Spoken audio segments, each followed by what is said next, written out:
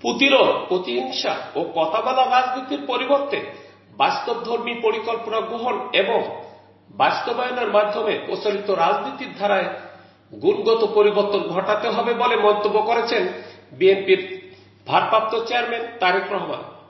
মঙ্গলবার 19 আগস্ট রাজধানীর চীন মৈত্রী সম্মেলন কেন্দ্রে জাতীয়তাবাদী স্বেচ্ছাসেবক দলের 45তম প্রতিষ্ঠা বার্ষিকী উপলক্ষে আলোচনা সভায় ভার্চুয়ালি যুক্ত হয়ে প্রধান অতিথির বক্তব্যে তিনি এসব কথা বলেন।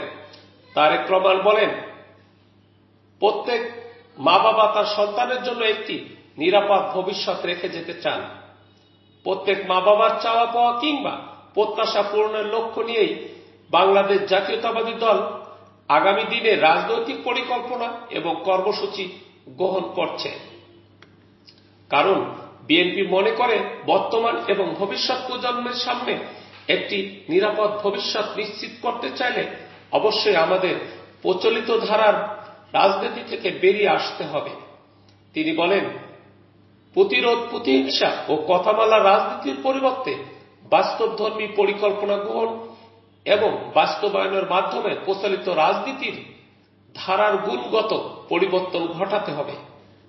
তিনি আরো বলেন, বর্তমানে সমগ্র বিশ্ব আর্টিফিশিয়াল ইন্টেলিজেন্সের এআই যুগে প্রবেশ করছে। এই সময়ের চ্যালেঞ্জ মোকাবেলায় কিন্তু আমাদের পিছিয়ে থাকার কোন রকম সুযোগ নেই। এই সময়ের চাহিদার দিকে লক্ষ্য রেখে বিএনপি ইতিমধ্যেই বিভিন্ন সেক্টরকে চিহ্নিত করে সুনির্দিষ্ট এবং সুচিন্তিত পরিকল্পনা নির্ধারণ করছে। বিএনপির ভারপ্রাপ্ত চেয়ারম্যান বলেন, শিক্ষার্থীরা স্কুল, কলেজ কিংবা বিশ্ববিদ্যালয়ে পড়াশোনা শেষ করার পর অথবা কোনো কারণে ড্রপ আউট হলে তাকে যাতে বেকার জীবন কাটাতে না হয় সেই পরিকল্পনাকে সামনে রেখে শিক্ষা কারিকুলামে স্কুল পর্যায় থেকে বিশ্ববিদ্যালয় পর্যন্ত অন্তত একাডেমিক স্টাডির পাশাপাশি ব্যবহারিক এবং কারিগরি শিক্ষা অন্তর্ভুক্ত করার পরিকল্পনা গ্রহণ করেছি। তারেক রহমান বলেন, অন্তর্বর্তী সরকার আগামী ফেব্রুয়ারি মাসে জাতীয় নির্বাচনের সম্ভাব্য সময় নির্ধারণ করেছে। এই নির্বাচনের মাধ্যমে দেশের জনগণ 1.5 দশকের বেশি সময় পর নিজেদের এজেন্ডা ম্যানিফেস্টো বাস্তবায়নের সুযোগ পাবে।